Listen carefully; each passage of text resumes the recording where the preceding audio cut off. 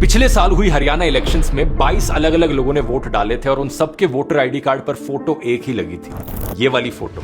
गौर से देखिए इस औरत को, क्योंकि ये इंडियन नहीं है, ये एक ब्राजीलियन मॉडल है जिसका नाम है लारिसा। अलग अलग वोटर आईडी कार्ड्स पर फोटो लारिसा की लगी थी, लेकिन नाम कभी सीमा था तो कभी स्वीटी, कभी विमला था तो कभी सुनीता। ये कमाल का फैक्ट हमें पता चला राहुल गांधी से 5 नवंबर को, जब उन्होंने एक और बड़ा एक्सपोजे किया वोट चोरी पर। पिछले कई महीनों से कांग्रेस की इन्वेस्टिगेटिव टीम काम कर रही थी इस सारे डेटा को कलेक्ट करने के लिए, और अब ये सारी इंफॉर्मेशन पता करने के बाद उन्होंने आरोप लगाया है कि डुप्लीकेट, इनवैलिड एड्रेस और बल्क वोट्स को मिलाकर 2024 की हरियाणा असेंबली इलेक्शन में करीब 25 लाख वोटों की चोरी की गई है, यानी कि हर 8 में से 1 वोटर फर्जी था। एक और उदाहरण देखो इसका, ये वाली फोटो एक महिला की 2 बूथ पर अलग अलग नाम से 223 बार थी। एक जगह पर तो विक्रम सिंह नाम के आदमी के आगे इस महिला की फोटो लगी हुई थी। ऐसे ही एक बीजेपी लीडर के घर पर 66 वोट्स रजिस्टर्ड थे। राहुल गांधी ने यह भी आरोप लगाया था कि हजारों ऐसे बीजेपी वोटर्स और लीडर्स हैं जो एक से ज्यादा राज्यों में वोट डाल रहे हैं। 6 नवंबर को बिहार में फर्स्ट फेज की वोटिंग में इसका एक लाइव एग्जांपल भी देखने को मिला। राज्यसभा के एमपी रहे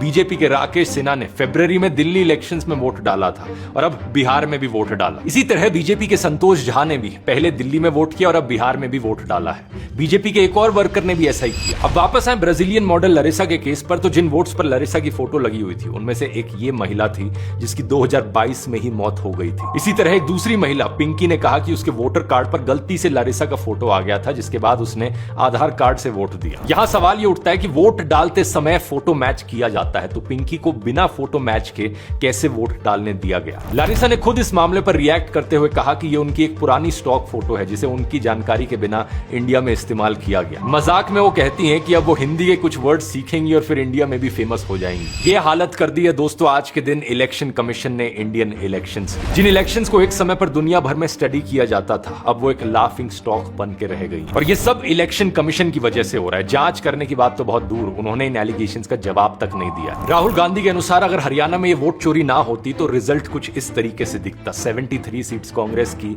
और 17 सीट्स बीजेपी की। इत्तेफाक की बात यह है कि हरियाणा इलेक्शन से पहले कई सारे ओपिनियन और एग्जिट पोल्स भी कुछ ऐसा ही बता रहे थे।